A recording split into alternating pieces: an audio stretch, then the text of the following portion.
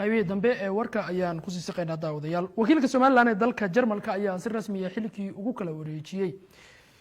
gudoomiyihii hore ee jaaliyadda Soomaaliland ee Jarmalka iyo gudoomiyaha cusub ee ay yeelan doonaan jaaliyadda Soomaaliland. Warbixin arrintan ku saabsan waxaa Jarmalka nooga soo diray ayaan la mudakar.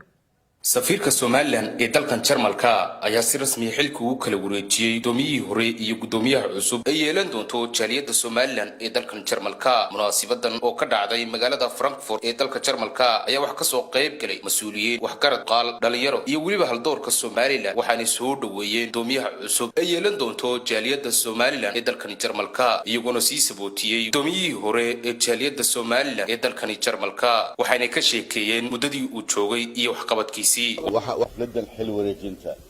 anigoo safiirkii ama wakiilkii Soomaaliland ee Jarmalka waxaan halkan ku cadeynayaa in xafladan xil wareejintani ay u dhacday sidii sharciga waafaqsanaa ujeedada ay isugu nimid madashatan waxay daaran tahay haddaan soo daadego waxaanu fadhinaa shirweynihii saddexaad ee jaaliyadda Soomaaliland ee Jarmalka dalada guud shirweynayaashan inta badan waxyaabaha lagu lafaguro waxaa ka mid ah kow in xeerar cusub oo sharciyeed lagu ansixiyo haddii kuwa hore jireen oo isbedel lagu samaynayo in shirweynayaasha dabcan lagu bedelo ayay qorshayaasheedu tahay isla markaana waxaa lagu doortaa hoggaan cusub waxaad u baahantiina waan garab joognaa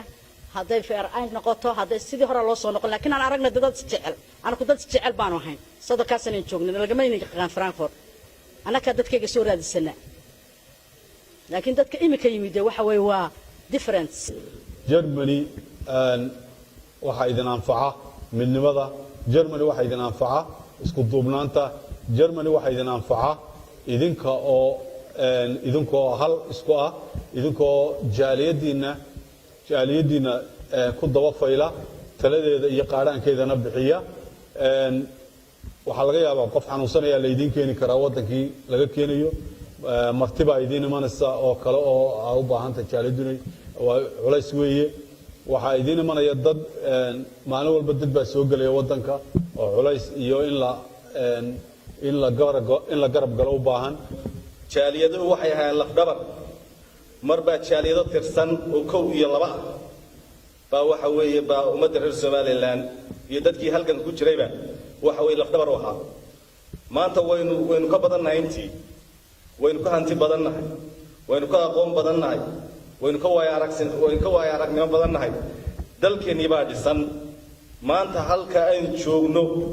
inaynu hore uga sii kacno ayaa muhiim ah muddo sanad iyo bar ku dhow run ahaantii jaaliyadda maalintii aynu la wareegaynay waxay ahayd jaaliyad magacaaban